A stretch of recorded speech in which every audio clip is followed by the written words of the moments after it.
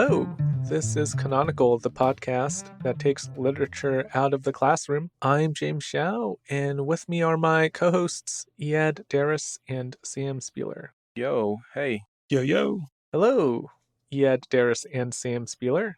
Today we are reviewing the Garlic Ballads by Mo, the last book in our series on Life Under Communism. We previously reviewed and discussed László Krasznahorkai's Satantango and Herta Muller's The Passport. If you want to listen to those episodes, you can find them in our archives. And if you want to find us online, we are on social media at Canonical Pod and on Reddit at rCanonicalPod.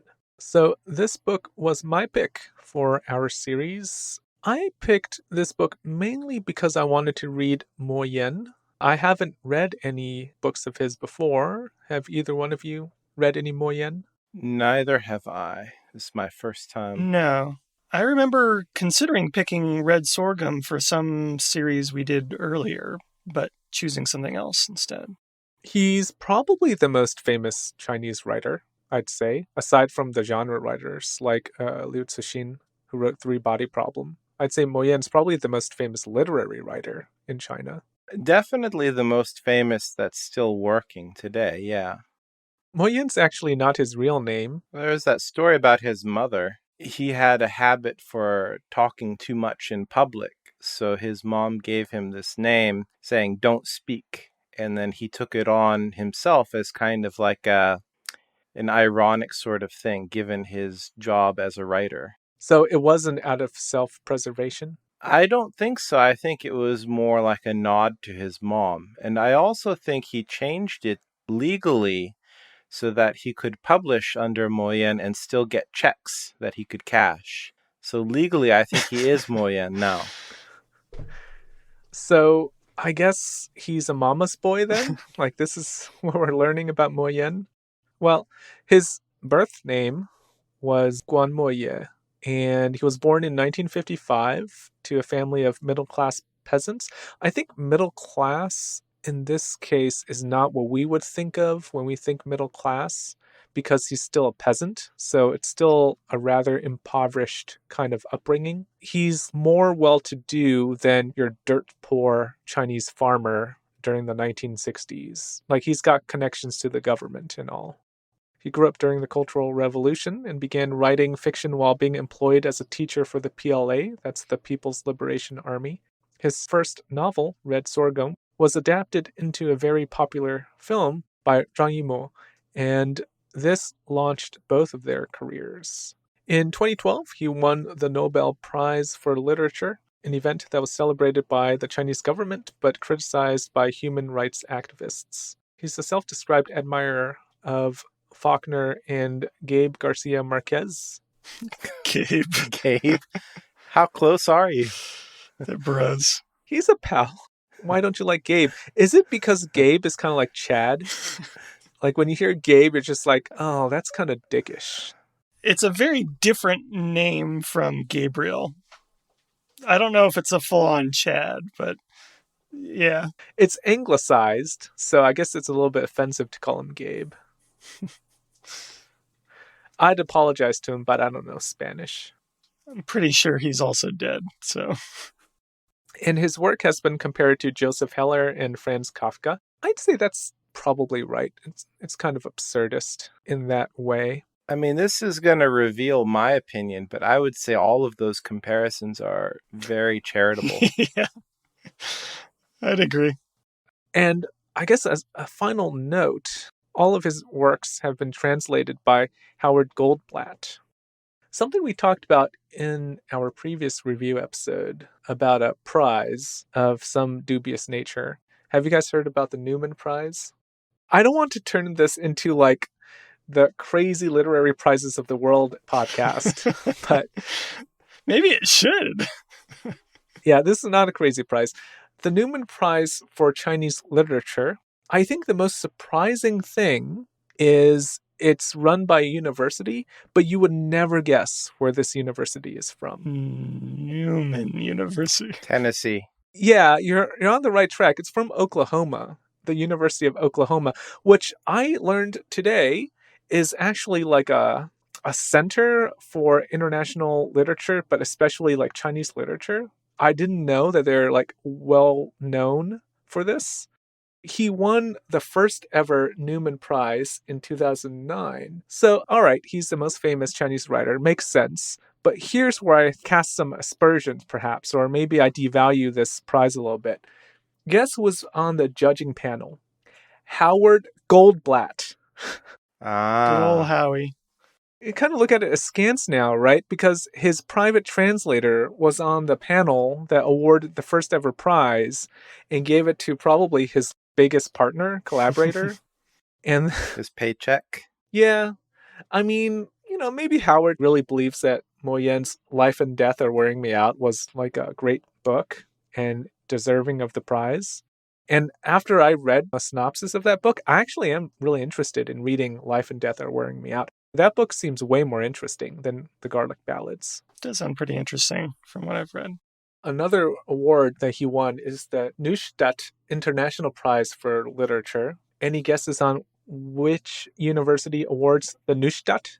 Also Oklahoma. Also University of Oklahoma. Really? They've given him 2 awards. Wow. They just love Mo Yan in Oklahoma.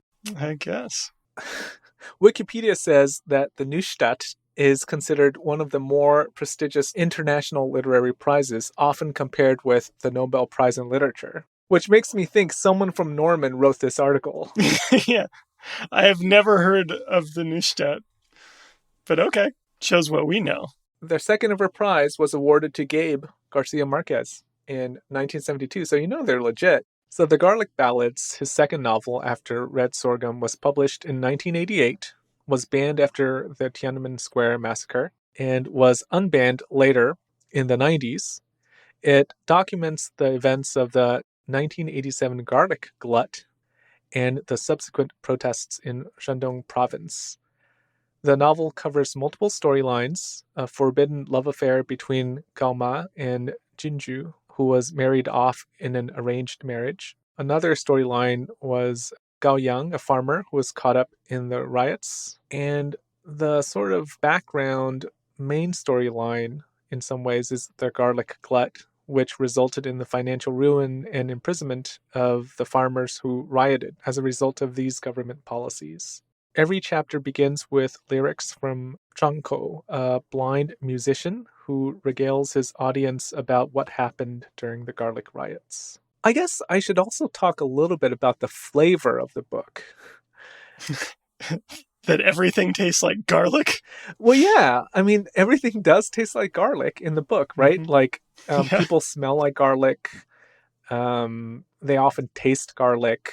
He obviously does it purposefully, right? Because the point is, like, their existence is defined by garlic, and their very beings are defined by garlic, what they grow. There's also a lot of, I think you described it in your notes, Sam, as body imagery, Mm-hmm. which I think is putting it politely, because I described it as poop, farts, and vomit.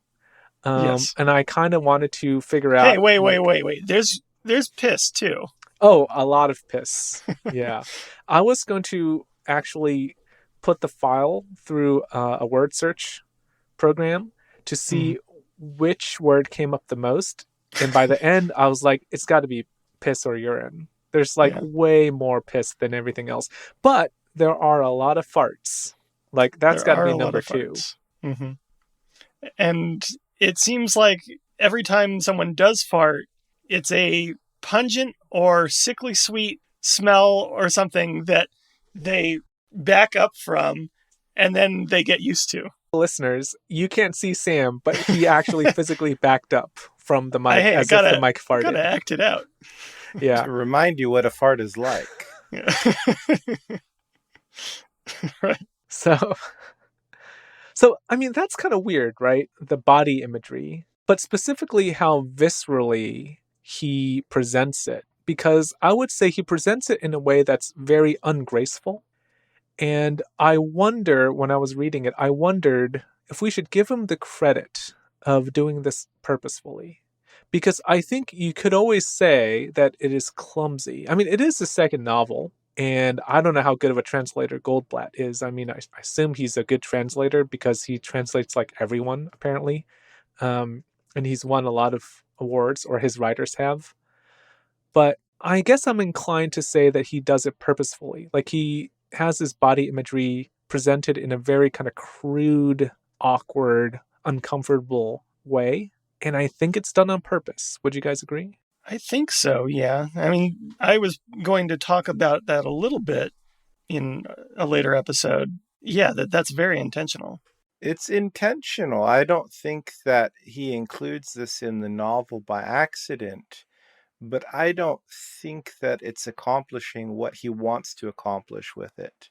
Often things that are disgusting often go unsaid, and when you say what usually goes unsaid, it carries with it the air of authenticity or sincerity.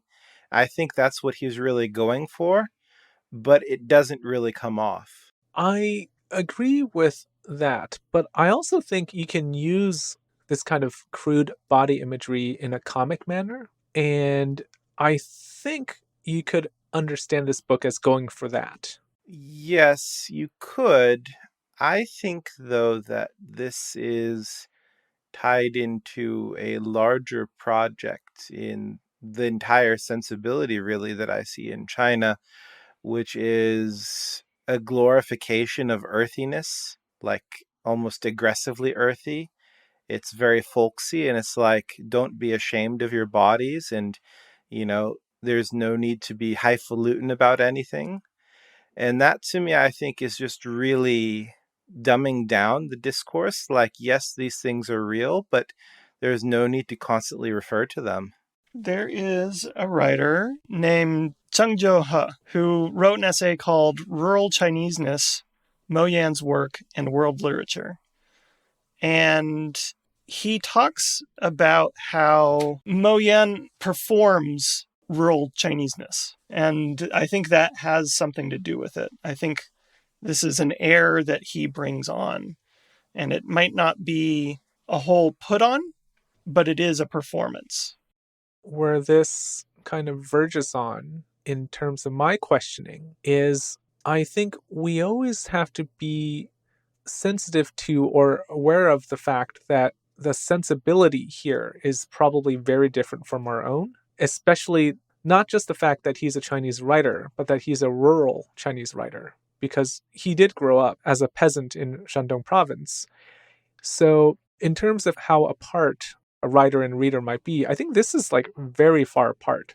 If you compare that kind of cultural distance between us and like Herta Muller. Herta Muller is more similar to us than Mo Yan, I'd say, like culturally. So it's difficult because something like this with the body imagery, my first reaction was, this is clumsy and I don't like it. Not because it makes me feel uncomfortable, but because I thought, well, this is bad writing. Like, what's the point of all this? Do you think it was honestly going for humor?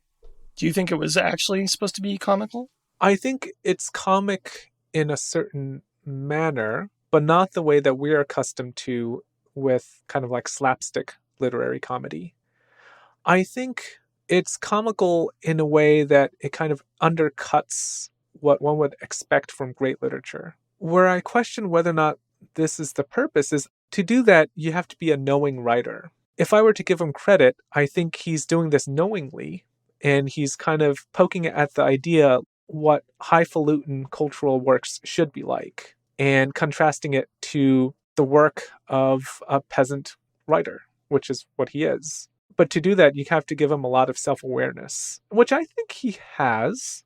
I think he does demonstrate self-awareness, and he pokes fun at his own people.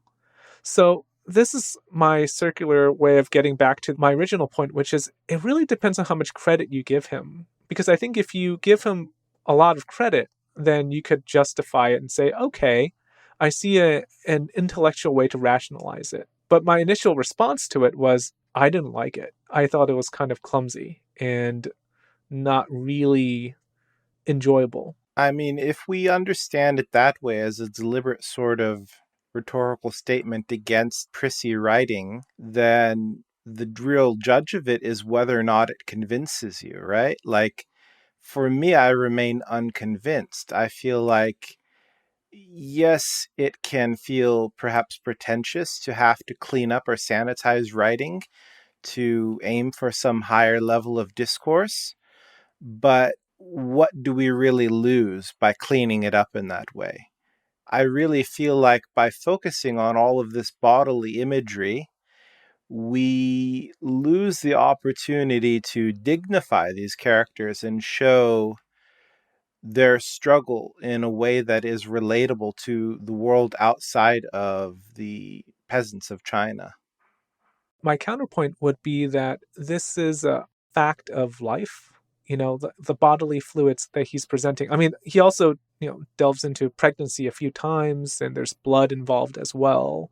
There's a couple of suicides as well, and they're all described in detail. So this lack of sanitation provides us with just an honest look of life. Life with all of the kind of niceties stripped away.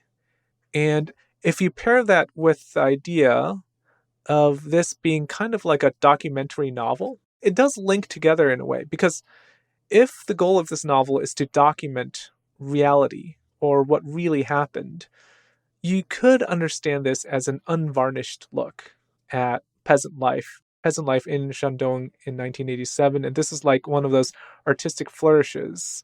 But I don't fully believe in it. I think if I were to make a devil's advocate argument for it, that's what I would say. You don't think there were peasants that got tricked into drinking their own urine several times?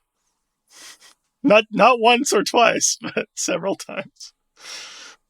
I think that something like that could and probably did happen. And if you view this as like a documentary novel, talking about the kind of inhumanity that was perpetrated on the common peasant, you can't sanitize it.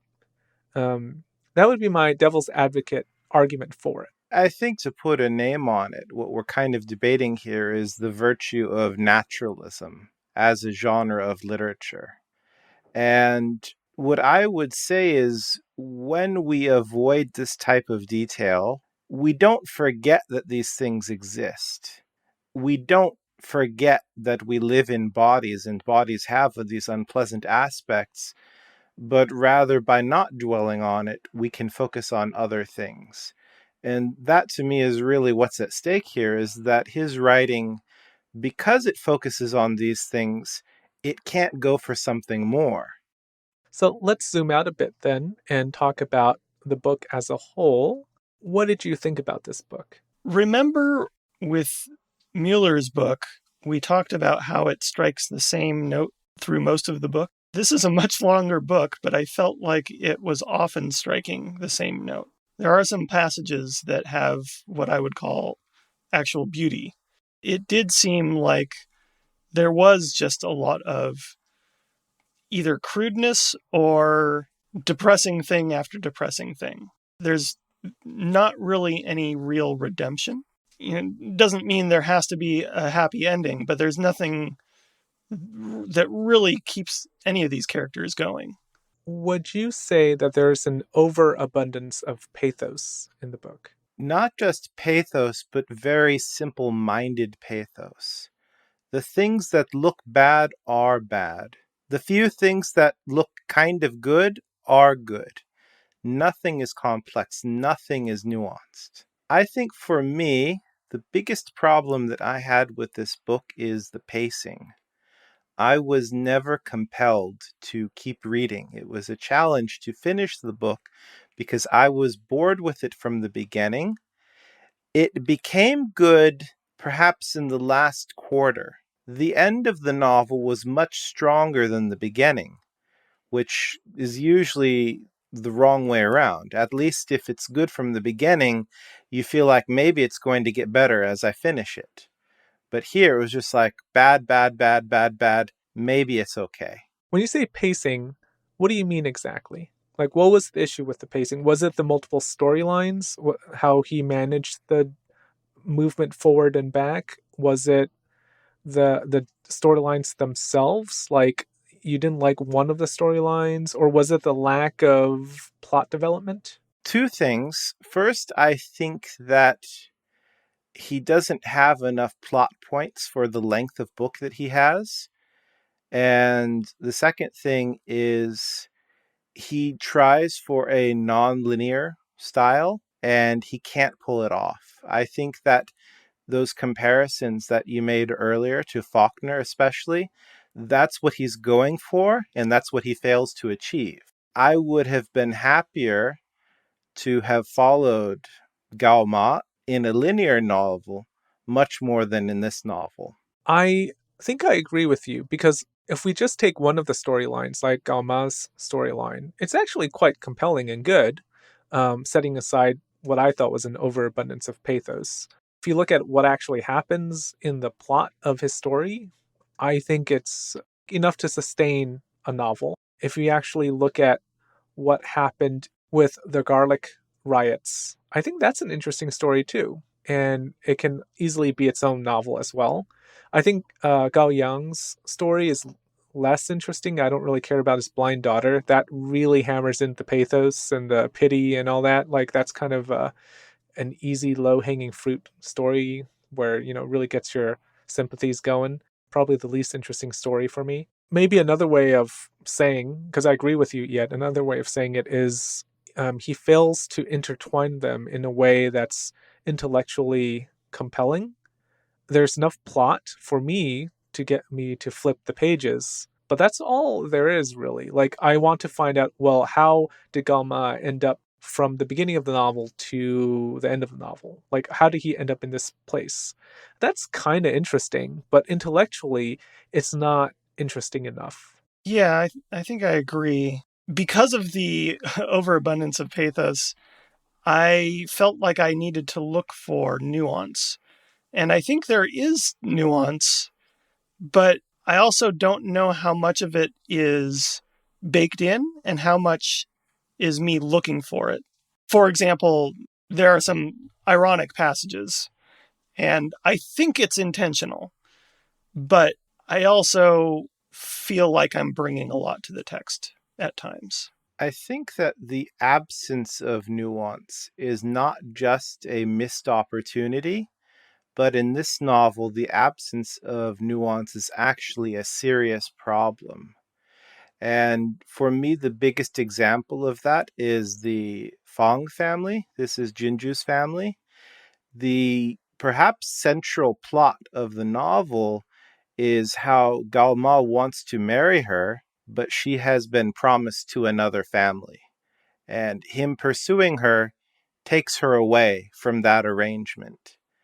And obviously, it's played for pathos because we feel like these young people are not allowed to do what they want.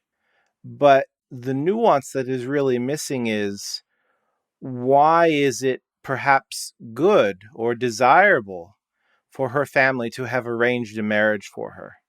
What is the opposite side of Galma's story? Why is it more complicated than young people can't pursue love? And because it's so obviously missing, it's very difficult to take Moyen seriously as a writer because there's this huge hole missing in his novel. The balance that he tries to strike is often new versus old, or government versus peasants, or government versus people. But when he hangs those balances, it's never equal. Or he tries to present them as equal, and it's always askew. There's never enough nuance to make you think like, well, they have a point. He doesn't even need to convince me. I just need to see that he's trying. I honestly don't see him trying even. Is he trying? Like, is there a case made for the arrangement that her family has made for her? It just seems barbaric. And especially for us reading across cultures, reading about people who have very, very different lives from our own, that's not the kind of response that I think he should be encouraging.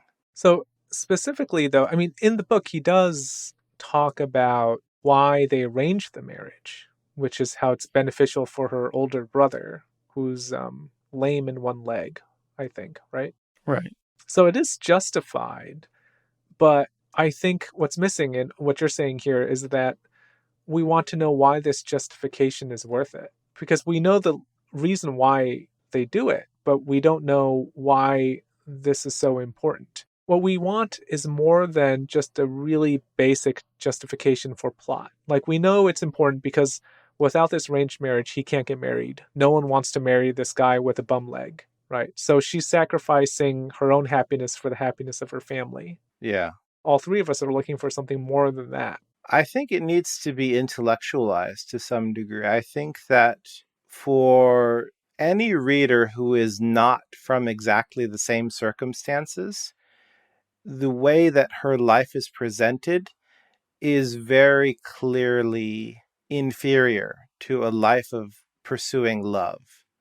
And the way that her family treats her because of her pursuit of love, it just feels completely barbaric. There aren't any nuances shown to us to make it feel anything better than complete barbarism.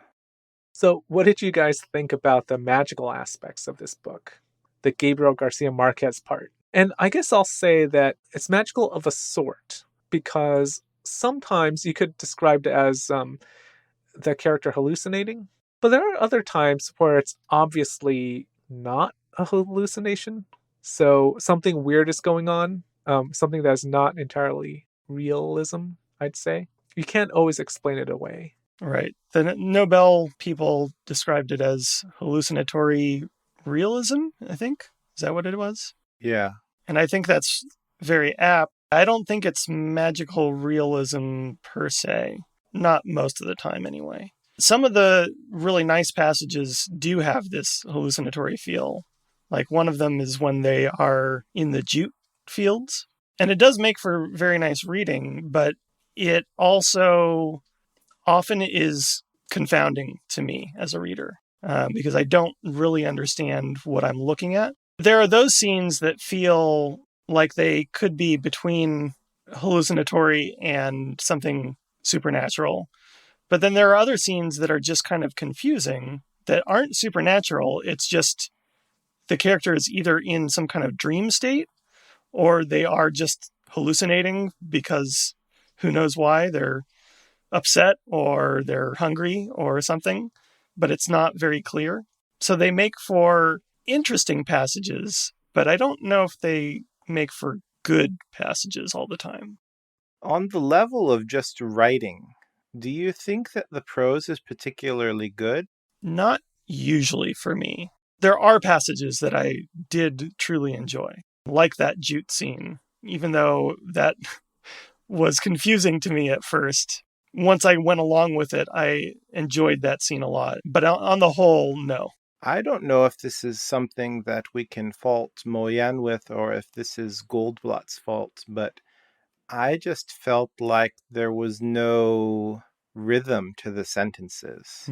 There was no poetry. It was just like, this is what I need to talk about. I'm going to write until I talk about it, and then I'm going to stop writing. From what I read, it made it sound like any lyrical nature to it is what Goldblatt was bringing, that it wasn't there in the original. But maybe I misread, or maybe they're wrong. I felt similarly about the language in that I thought it was okay, but nothing fantastic. I definitely don't think it's the worst prose that we've read in our 2+ years of doing this, but No. It's definitely not in the top half. But I think it's interesting to note, though, that we have brought this critique to pretty much every Chinese language book that we've discussed. Vagabonds, Compound Eyes, Liu Cixin. Every Chinese book, we've talked about how the language doesn't really wow us. So I don't know what to make of that. I mean, I don't know if it's a difference in sensibility. I don't know if Chinese translators are just bad. I don't know if it's just exceptionally difficult to translate Chinese prose so that the qualities that we are meant to take away from the prose just doesn't come across because it's so difficult with how the language works. I honestly don't know. I mean, at this point, I would be surprised if I read a Chinese book that had good language. I think we've read like 5 now, and every single time I came out of the book thinking, yeah, the prose is not great. Yeah, that's true. I mean, we don't have an answer for this because we don't know. We don't know what we don't know. And we don't know why we feel this way. I think that it's probably, this is just a guess, but it's probably a much smaller field in translation than other, especially like compared to European languages. And the existing translators are getting the jobs because they can do it, but they don't necessarily have an ear for what makes English beautiful. Maybe they have more of an ear for what makes Chinese beautiful, but it's very difficult because the languages are so different to have an ear for both. And I distinctly recall when we were discussing The Man with Compound Eyes, questioning whether or not that translator was even a native English speaker because it was so bad. And it turned out he was. He just had really bad English writing skills, in my opinion. I'd say that if you compare this to other Chinese books we've read, it's, for me, obviously better than like Vagabonds or that book. And I don't know if it's obviously better than Liu Cixin because that book was so functional in its language. It wasn't going for any artistic flourishes at all. So if you judge it on that curve, it's in the top 40 percentile of the 5 books we've read. The other one is the Hong Kong book that was banned. I don't remember the name, by Chen Kuncheng, I think. Fat Years. The Fat Years. Yeah. Yeah. Which is looking better and better, guys. When we look at the Chinese books we've read, the Fat Years is looking better and better. It's firmly in the middle. Yeah. That's solidly 50 percentile. Is there anything good that we can say about this book?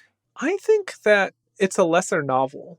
I mean, I came out of this thinking, usually we talk about this at the end of our episodes when we review books, but I am interested in reading more Mo Yan. This did not turn me off of Mo Yan because when I read this, I just thought, okay, it's kind of a documentary novel, and that kind of novel is not very interesting because it has an obvious purpose.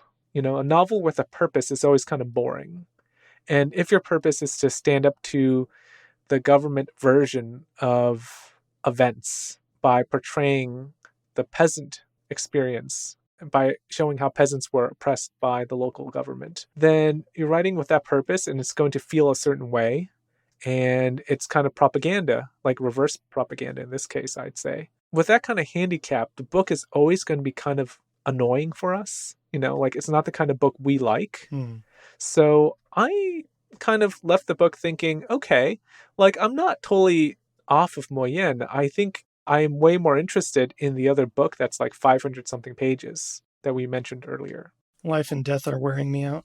Yeah, because I really think this is a lesser novel because those other books are also the ones that have won prizes, you know, if we put any stock in that.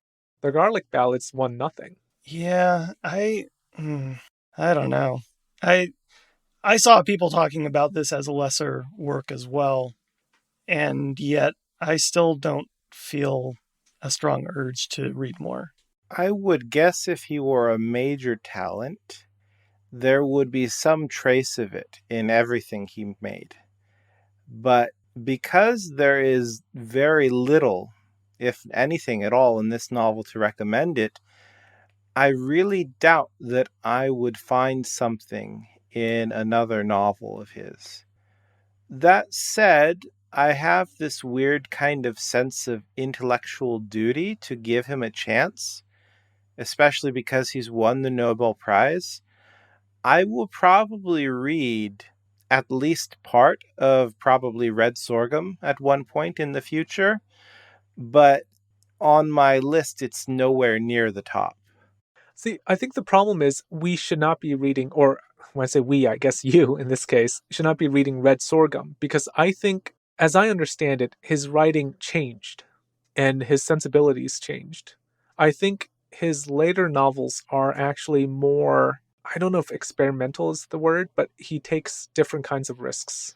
I don't even need him to be experimental. I need him to be good. I need him to be competent. When I read this novel, it's not even that it's not a Nobel Prize worthy novel. It's not even a particularly good novel. So for me, even a competent red sorghum would be satisfying.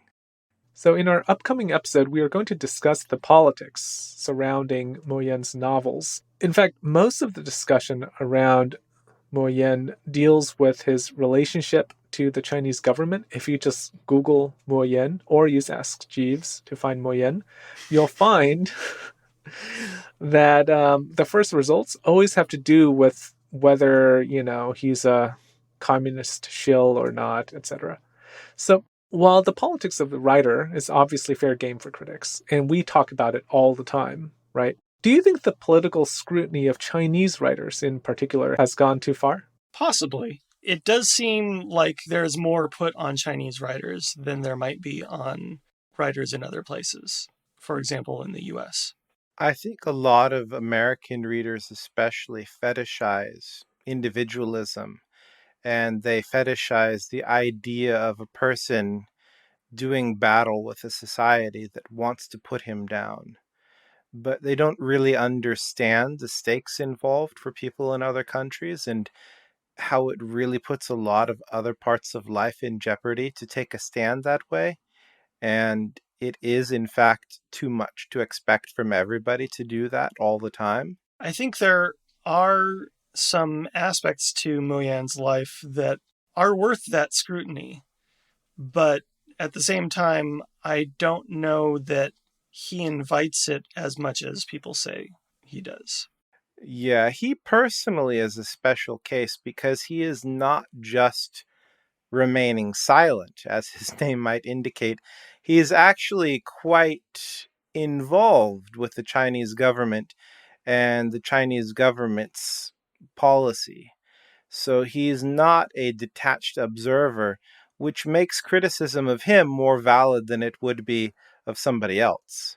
Many reviewers describe Mo Yan as a humanistic writer. If you Google him, humanistic writer pops up in like every biography of him. But Mo Li, a Chinese dissident writer in Sweden, strenuously argued that he is in fact not a humanist writer. She was writing this in protest of his receiving the Nobel, where she wrote, Mo Yan, who holds an official position in China, has never separated literature from politics. His writings display elements that are counter to the humanistic spirit.